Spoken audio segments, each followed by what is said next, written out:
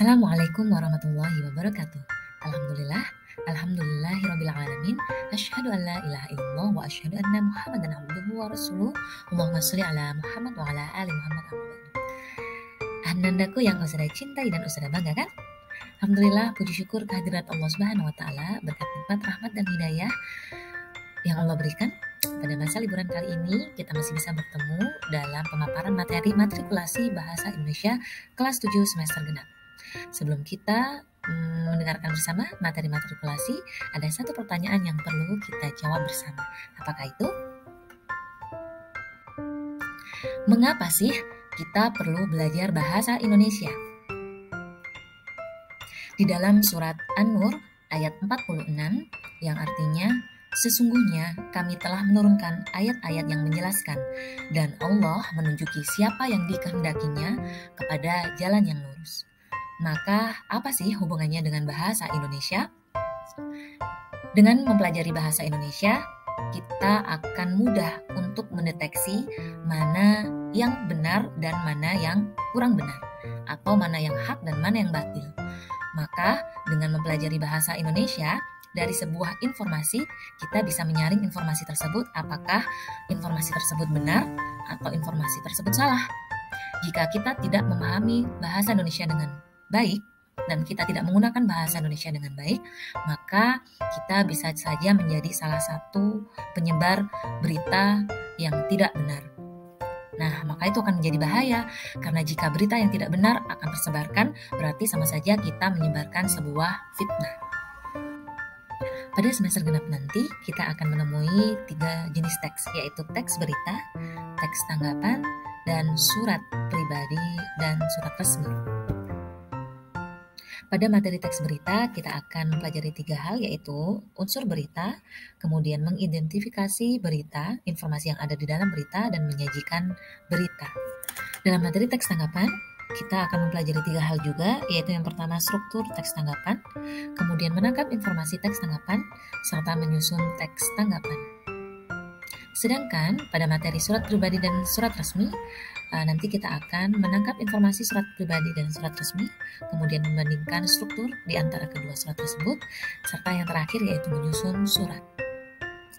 Namun, ada materi esensial yang perlu Ustazah Tessa sampaikan pada matrikulasi kali ini, yaitu kalimat baku.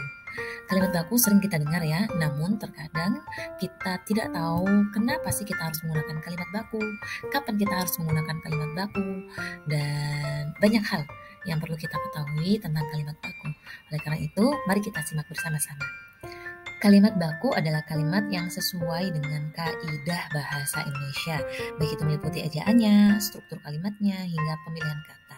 Nah, dalam kalimat baku pasti mengandung kata baku. Kalimat tidak baku adalah kalimat yang tidak sesuai dengan kaidah bahasa Indonesia.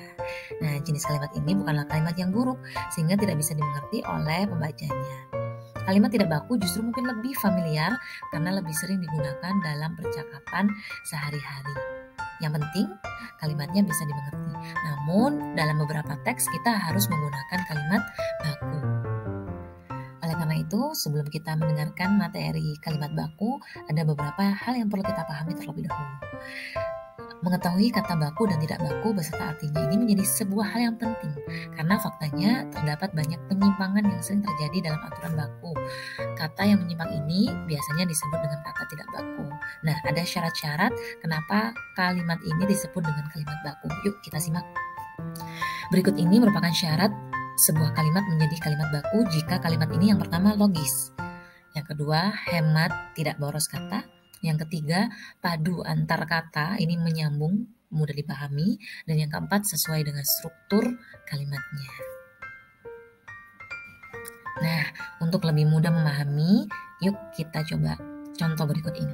Ada sebuah kalimat, mereka yang hobi nyampah di sini beneran gak punya adab. Nah, ini merupakan kalimat yang tidak baku. Kenapa? Karena di sana ada kata tidak baku. Maka kalimatnya menjadi kalimat yang tidak baku, yaitu kata yang berhuruf kapital. Ada kata nyampah dan kata beneran. Jika kita ubah, maka kalimat bakunya menjadi seperti di bawah ini. Mereka yang sering buang sampah di sini sungguh tidak memiliki adab. Nah, boleh kita menggunakan kalimat yang ada di kotak biru boleh, tapi dalam konteks yang tidak baku. Namun di beberapa teks, nah ini kita perlu menggunakan kalimat yang baku, terutama di teks berita, teks surat resmi, dan yang lainnya. Biar lebih mudah memahaminya, mari coba tantangan dari Ustazah Tessa. Ini ada kalimat, preman teriak saat ngejar pencuri di pasar. Nah, menurut kalian, apa nih yang menyebabkan kalimat tersebut menjadi kalimat tidak baku? Perbaikilah sehingga kalimat itu menjadi kalimat baku. Tulis di kolom komentar jawabannya kalian ya. Anandaku, sebagai siapapun kita, dimanapun kita, dan kapanpun itu, kita tidak mungkin terlepas dari aktivitas berbahasa. Oleh karena itu, manfaatkan waktu pada saat kita mempelajari bahasa Indonesia untuk menggali potensi kita dalam berkomunikasi. Karena kunci keberhasilan itu adalah dari komunikasi. Dengan kita bisa berbahasa Indonesia dengan baik, maka insya Allah kita akan bisa menangkap informasi dengan baik dan menyampaikan informasi dengan baik. Dengan itu, kita tidak akan menjadi salah satu agen untuk menyebarkan fitnah, karena tidak bisa menyerap informasi dengan baik. Mungkin itu dari Ustazah Tessa. Terima kasih. Sampai ketemu hari Senin dalam mencoba soal-soal matrikulasi, khususnya matrikulasi bahasa Indonesia. Assalamualaikum warahmatullahi wabarakatuh.